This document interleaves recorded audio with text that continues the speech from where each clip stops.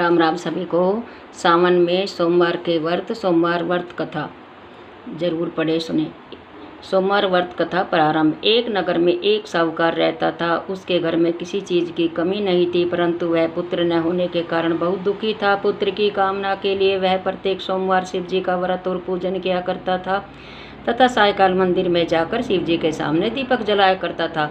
उसके इस भक्ति भाव को देखकर एक समय माता पार्वती ने शिव जी से कहा, प्रभु, यह साहूकार आपका अन्य भगत है, बड़ी श्रद्धा से आपका व्रत और पूजन करता है।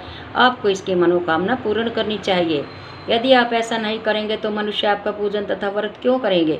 माता पार्वती का ऐसा आग्रह देख शिव जी महाराज कहने लगे कि हे पार्वती, इसके भाग्य में पुत्र न होने पर भी मैं इसको पुत्र प्राप्ति का वर देता हूँ, परंतु वह 12 वर्ष तक ही जीवित रहेगा। माता पार्वती और भगवान शिव का यह वार्तालाप साहूकार सुन रहा था।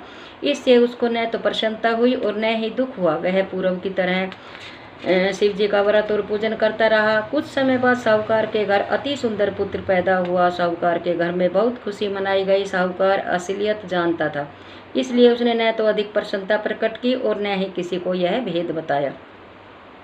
जब वह बालक 11 वर्ष का हो गया तो उसकी माता ने साहूकार से उसका विवाह करने के लिए कहा। साहूकार इसके लिए राजी नहीं हुआ। उसने बालक के मामा को बुलाकर उसे बहुत सा धन देकर कहा, तुम बालक को पढ़ने के लिए काशी जी ले जाओ और रास्ते में यज्ञ आदि शुभ कर्म करते जाना। दोनों मामा भांजे यज्ञ करते, ब्राह्मणों को भोजन कराते, दक्षिणा देते, काशी जी की ओर चल पड़े। रास्ते में एक शहर पड़ा। उस शहर में राजा की कन्या का विवाह था, परंतु जो राजकुमार विवाह करने के लिए आया था वह एक आंख से काना था। उसके पिता को इस बात की बड़ी चिंता थी कि कहीं राजकुमार को देखकर राजकुमारी तथा उसके माता पिता विवाह में किसी प्रकार की अड़चन पैदा न कर दे। जब उसने सेठ के अति सुंदर लड़के को देखा तो मन में विचार किया कि क्यों न द्वारचार के समय इस लड़के को वर का काम चलाया जाए। ऐसा मन में विचार कर राजकुमार के पिता ने उस लड़के और उसके मामा से बात की। वे राजी हो गए। फिर उस साहूकार के लड़के को वर के कपड़े पहनाकर तथा घोड़ी पर बैठाकर कन्या के द्वार पर ले गए। सभी कार्य बिना किसी विघ्न के पूर्ण हो गया। राजकुमार के पिता ने सोचा कि यदि विवाह कार्य भी इसी लड़के के साथ करा लिया जाए तो क्या बुराई है। ऐसा विचार कर लड़के और उसके मामा से कहा, यदि आप फेर और कन्यादान का काम भी करा दे तो मैं इसके बदले आपको बहुत सा धन दूंगा। दोनों ने इसे सहस्त्र स्वीकार कर लिया। विवाह कार्य अच्छी तरह से संपन्न हो गया। सेठ का पुत्र जिस समय जाने लगा तो उसने राजकुमारी की चुंदड़ी के पल्ले पर लिख दिया कि तेरे विवाह मेरे साथ हुआ, परंतु जिस राजकुमार के साथ तुमको भेजेंगे वह एक आंख से काना है। मैं काशी जी पढ़ने जा रहा हूँ।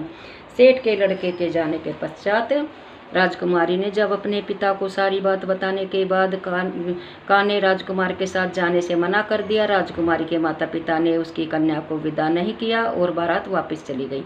उधर सेठ का लड़का और उसका मामा काशी पहुंच गए। वहां जाकर उन्होंने यज्ञ करना और लड़के ने पढ़ना शुरू कर दिया। जब लड़के की आयु 12 साल की हो गई, उस दिन उन्होंने यज्ञ रचा रखा था। लड़के की तबीयत खराब हुई। वह अंदर जाकर लेटा और उसके प्राण निकल गए। जब उसके मामा ने आकर देखा कि उसका भांजा मृत पड़ा है तो उसको बड़ा दुख हुआ। उसने सोचा कि अगर मैं अभी रोना पीटना मचा दूंगा तो यज्ञ का कार्य अधूरा रह जाएगा। अतः उसने जल्दी जल्दी से यज्ञ का कार्य समाप्त करवाकर ब्राह्मणों को जाने के बाद रोना पीटना शुरू कर दिया।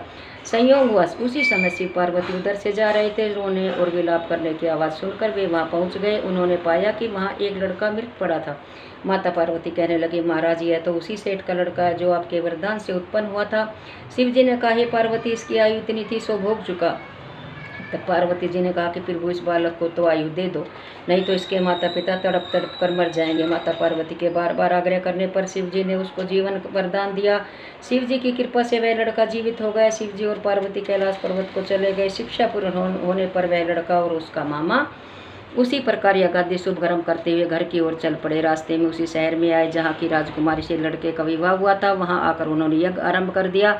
उस लड़के के ससुर वहाँ के राजा ने उसको पहचान लिया और महल में ले जाकर उसको बहुत आवाभगत की तथा बहुत से दास दासियों सहित आदरपूर्वक अपनी राजकुमारी को जमाई के साथ विदा किया। इधर साहूकार तथा उसकी पत्नी अपने पुत्र को सही सलामत लौट आया देखकर बहुत खुश हुए। जो कोई सोमवार के व्रत को धारण करता है अथवा इस कथा को पढ़ता है सुनता है, उसकी समस्त मनोकामनाएं पूर्ण होती है तथा इस लोक में नाना प्रकार के सुख भोग कर अंत में सदाशिव के लोक को प्राप्त होता है। और शंकर भगवान की जय, माता पार्वती की जय।